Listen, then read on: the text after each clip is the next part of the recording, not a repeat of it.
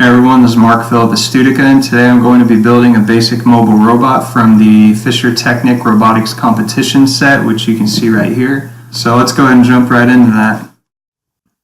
So today what I'll be building is essentially this little mobile robot here, which you see at the top left of the instruction manual. This starts at page 24 in the instruction manual, and I'll pretty much be going to page 31. No, sorry, page 30. And so the final thing will end up looking something like this, what you see here on the left. So before I actually start, I want to talk about being mindful of clipping your Fischertechnik parts together. For instance, if I look on page 26 at the bottom left instruction, there's a little black box piece that snaps in here, but the gap on the end of it is going vertically. That means straight up and down instead of horizontally, which would be left and right. And it's easy to overlook these details when you're working, especially if you're trying to go quickly. But for instance, here's the black piece that they have in there. So in general, what the instructions want you to do is just snap this piece onto the back of one of these kinds of pieces, or sorry, onto the side of one of these kinds of pieces, and you end up with something like this. Now, the difficulty can come in, you'll notice that my groove here on the back is going vertical, which is the way that the instructions want it. But it's very, very easy for somebody to overlook that detail and snap this piece in like this. And now the groove is horizontal, and this is going to cause you a lot of trouble when you proceed through the rest of the steps in the manual.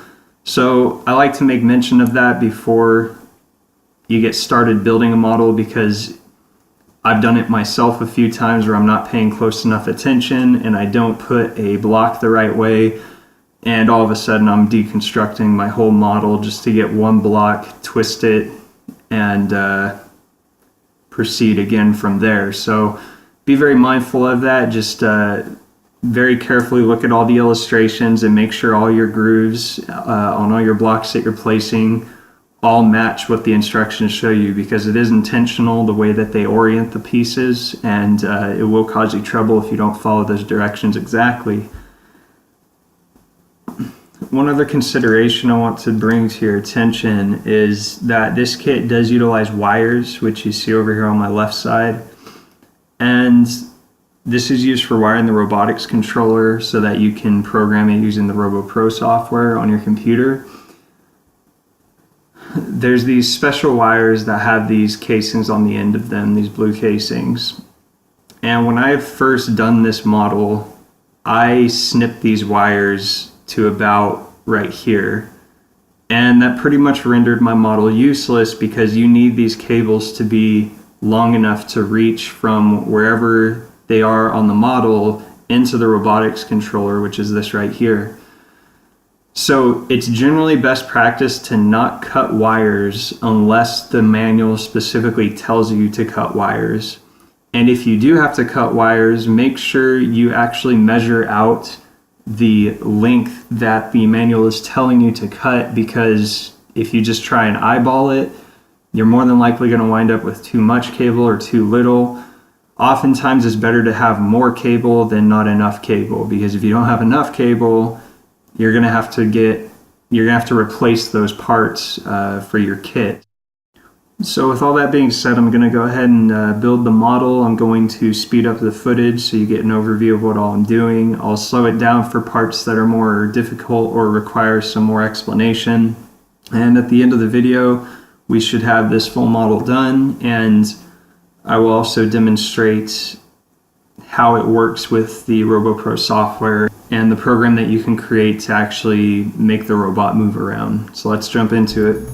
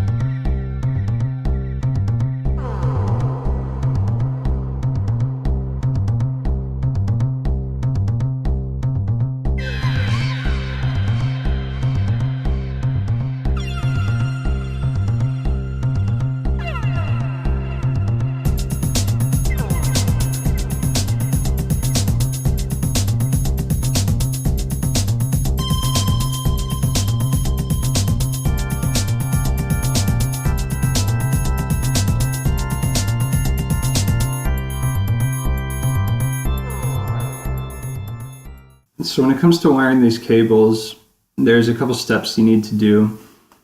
In the diagrams here, we see that there's these casings on the end of the wires. I'm holding one of the red ones right here. It's kind of small. But you can see that there's a small flathead screw on this side of the casing, and what we need to do is actually take that screw out. And what will end up happening is for each of these cables, we will push the metallic wire into there and then seal it back by screwing the screw back on, and then that will allow the wire to conduct electricity through here. So what I'm going to do is I'm going to take this small flathead screwdriver I have. I'm going to go ahead and twist this out.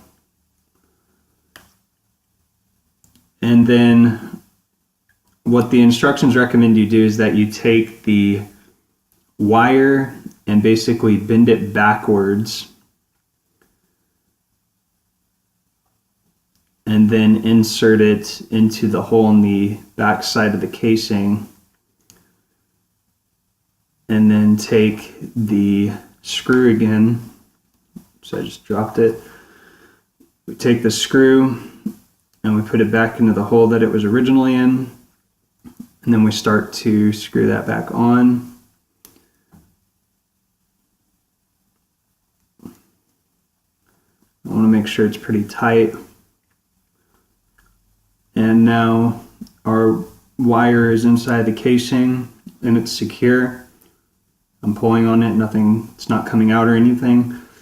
So I'm going to have to repeat that for the other two wires, and then I'm also going to have to do it on the other one of these. So in general, these are the instructions, this is the procedure that you'll end up using for all the different wires, including these ones that we'll end up using later.